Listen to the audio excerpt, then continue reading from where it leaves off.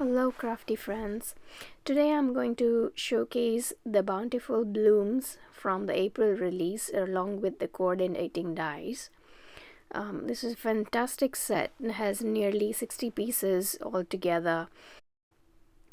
What I want to do here is use every single stamp that is in the set.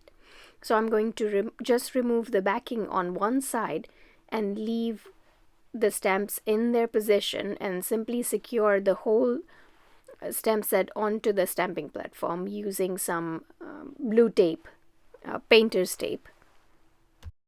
I'm using some brown archival ink from Hero Arts here, and I'm going to Copic color once the stamping is done. I'm going to stamp it a couple of times so that I get a dark impression of the stamps.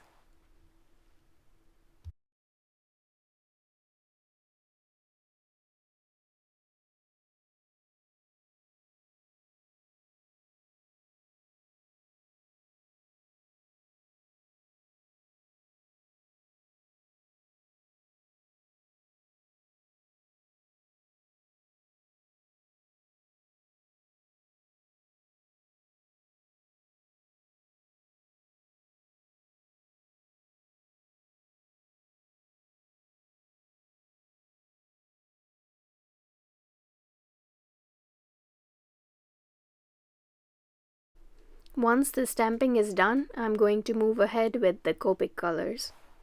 And I'm going to select the colors based on the sequence mix. I'm going to speed up the video of the coloring process so that this video is not very long.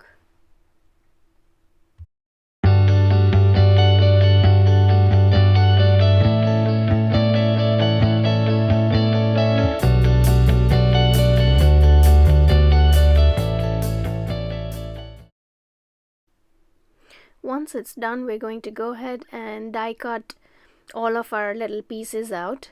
What I like to do here is I like to put some anti-static powder on top of the exposed tape.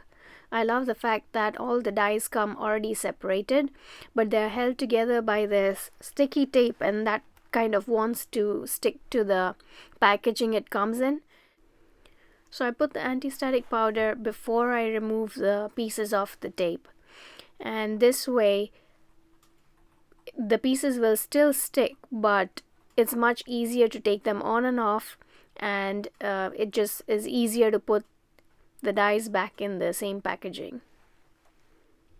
I probably won't be using all of these die cuts on the card, but it's always good to have these handy and ready to go for your next card.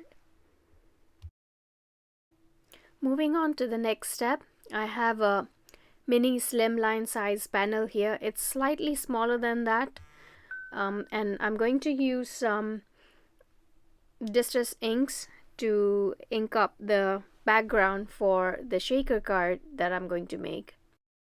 The stencil is called Delicate Floral. The stick and stamp mat is really handy in this case to hold the stencil in the place. I'm using a lighter shade of pink. I think it's Kitsch Flamingo, and I'm going to add some picked raspberry on the top to darken the centers of these flowers. And then I'm going to add some green to fill up the space in the middle.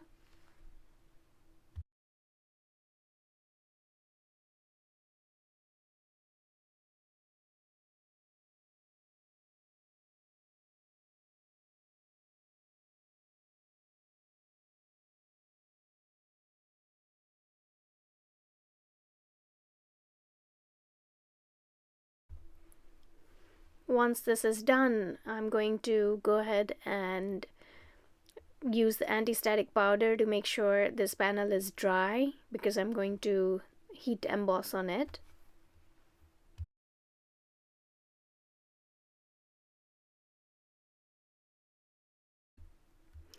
But before I do the anti-static powder, I just wanted to finalize my arrangements for the sentiment. I'm just playing around and seeing how I like them, where I like them. And that's what I'm doing here. Once I'm happy with it, I'm going to use the blocks to mount the stems.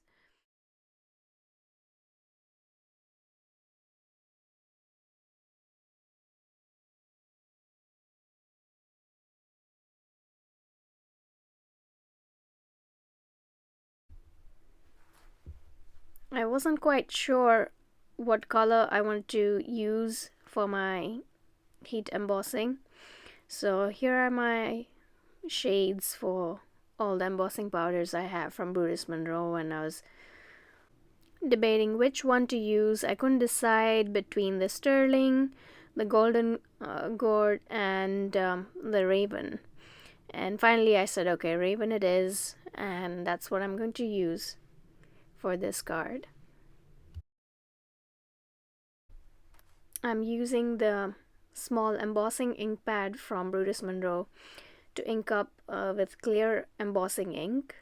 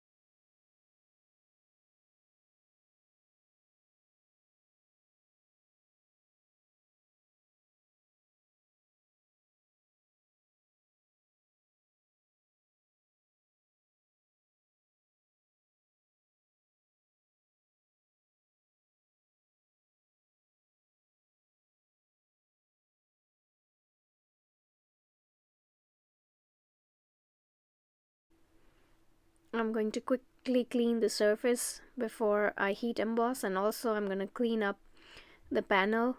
There are some loose specks of the embossing powder, and since it is black it shows up very easily, so I just want to take some time here to clean it with a clean paintbrush around the edges.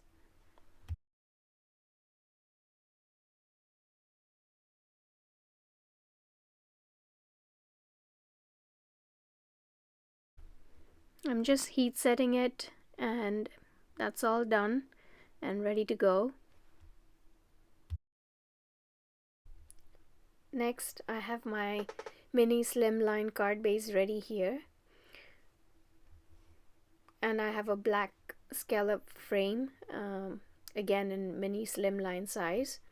What I'm going to do here is I'm going to take clear acetate, trim it down to the correct size, and I'm going to glue it behind the scallop frame to create my shaker window.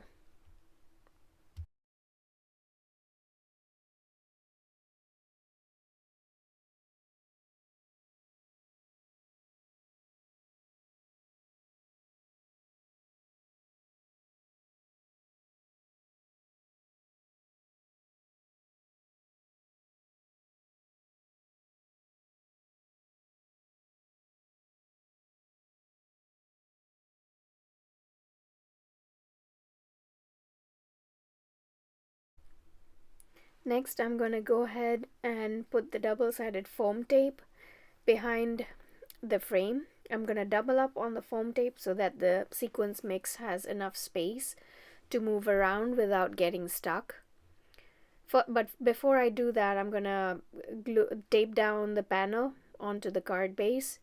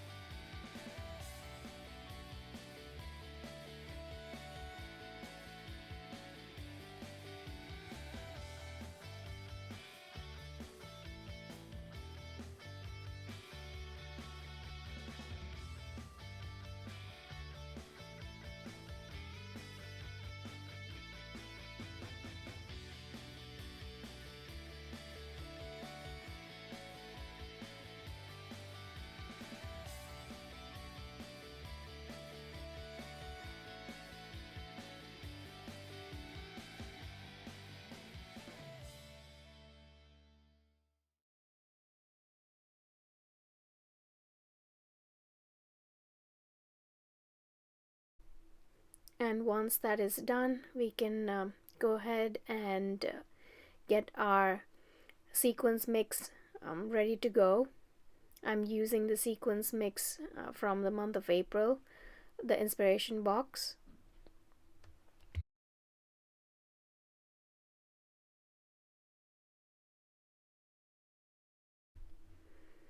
I just want to make sure that none of the sequins are trapped underneath the foam tape. There was one that was hanging out, so I'm trying to just push it back in and before I tape everything down. And there we go. Our shaker card is ready, but I have not yet put on the elements that go on the top. So what I want to do here is I want to use all of those little die cuts and set them up like a frame around the shaker, and that's what I'm doing here.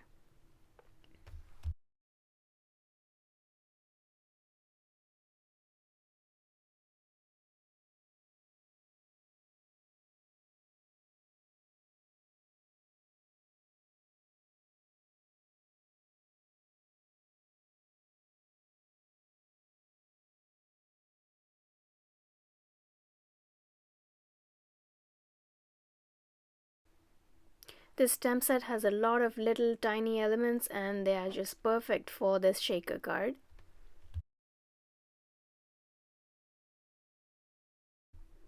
And that finishes our card for today. Thank you for watching this video. Please don't forget to give it a thumbs up if you like it. And as usual, all the links for the products are listed below. See you again soon.